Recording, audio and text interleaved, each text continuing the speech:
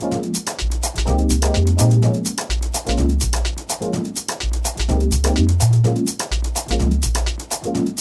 so today I'm going to be making some banana bread.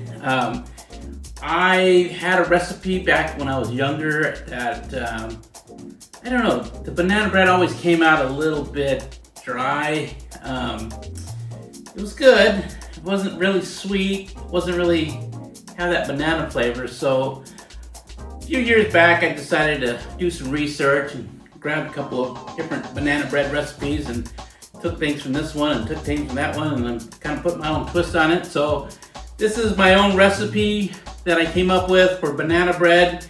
I like it because it's sweet. It's got some cinnamon in there. It's got 3 bananas. It's got some brown sugar, which not a lot of recipes for banana bread have brown sugar. And it just comes out really good. And I love walnuts, so definitely be putting some walnuts in there. So first thing to get started is I have 1 cube of butter softened, or it's half a cup of butter. Just kind of put that. I always start when I bake, I always start with eggs, butter, and sugar. So next thing I'm going to put in is 2/3 cups of brown sugar. This is packed brown sugar, if you didn't notice. Kind of break that apart. And then we have a half a cup of just white sugar. And then we're going to go with 1 egg. It's not 2 egg siding, but it's 1 egg siding. Just going to mix that in, get it nice and mixed and creamy. That's kind of what you're looking for. Then I'm going to throw in I've got 3 ripened bananas that I smashed, put in a bowl. Kind of looks like oatmeal or something, I don't know. But they definitely were very brown. It's just, the browner the sweeter, you know. It used to be my tagline on my dating profile.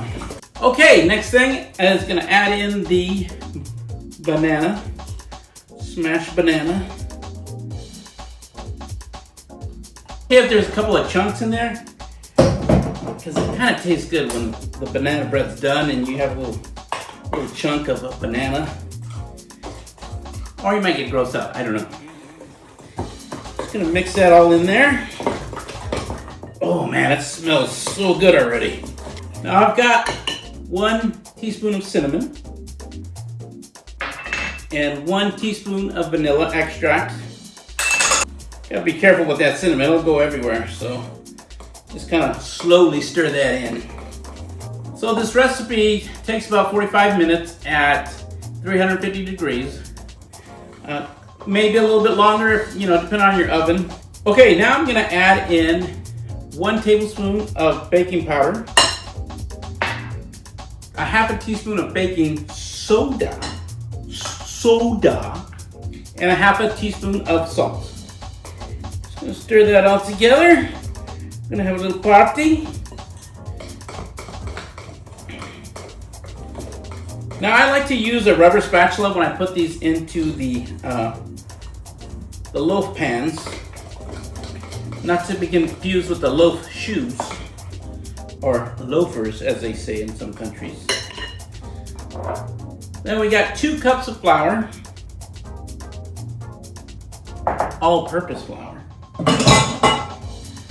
Now the walnuts you always want to add in last, because if you put them in with the flour, you're gonna have like floury walnuts, and that's no good.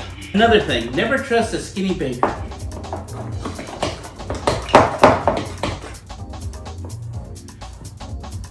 Okay, now I got that flour all incorporated, mixed in.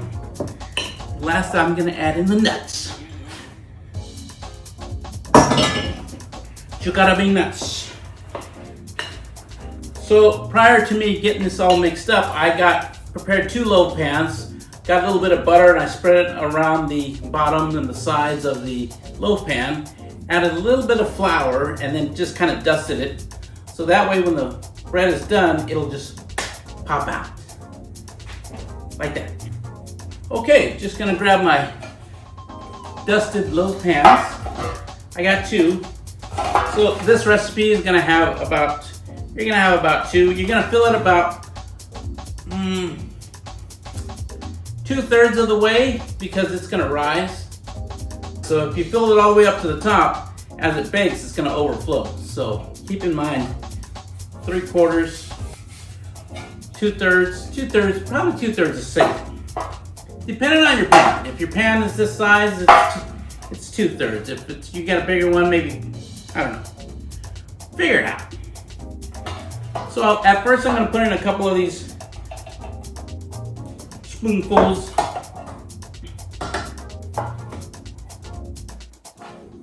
So I got 3 in that one.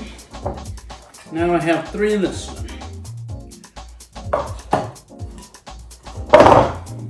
All right, just gonna take that little rubber spatula, fill this in. Get the other stuff here. Oh, come on, baby. There we go. All right, now if you want to burn some calories,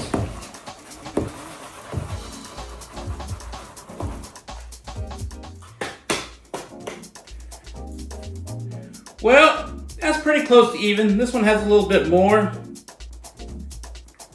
Woohoo, that's good. All right. Now, just gonna pop it in the oven, 350, 45 minutes, 50 minutes, and it should be ready for some nice banana bread with walnuts. Okay, so now I'm just gonna pop these in the oven. I like to use a center rack for when I'm baking the bread. So we're just gonna put it right there in the middle.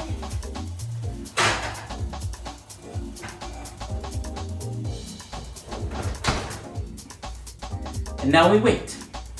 All right, it's been about 45 minutes. I'm gonna check it with the skewer.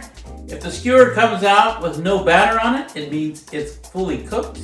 If it has a little bit stuck to it, then that means we gotta let it go a little bit longer. Yep, gotta go a little bit longer. I'm gonna give it another 5 minutes.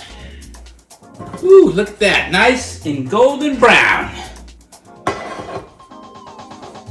Man, came out perfect. See how it rose a little bit? Speaking of rose, my aunt loves banana bread. All right, so got the oven off. We're just gonna let it cool down for, I don't know, half an hour or so.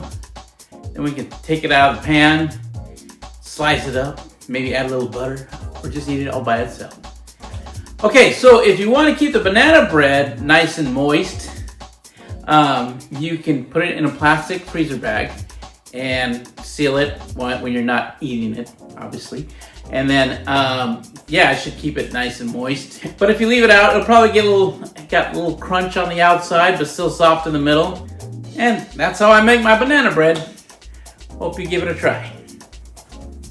Thank you.